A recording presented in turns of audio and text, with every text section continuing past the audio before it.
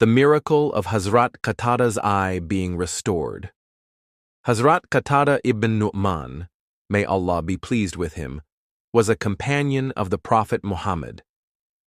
During the Battle of Uhud, an arrow struck his eye with such force that it penetrated deep and completely destroyed the eye.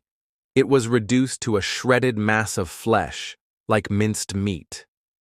Hazrat Qatadah, Razi anhu, picked up the remains of his injured eye and brought them to the Prophet, peace be upon him.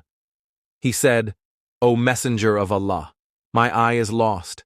Please pray to Allah to heal it."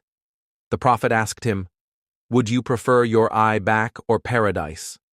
Hazrat Qatadah, Razi anhu, replied with deep faith and sincerity, "O Messenger of Allah, I want both.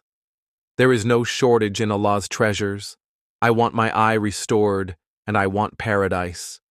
My wife would be grieved to see me without an eye." The Prophet smiled at his reply. He took the damaged piece of the eye, placed it back in its socket, and then gently passed his blessed hand over it, making this supplication: "O Allah, make this eye more beautiful than the other one."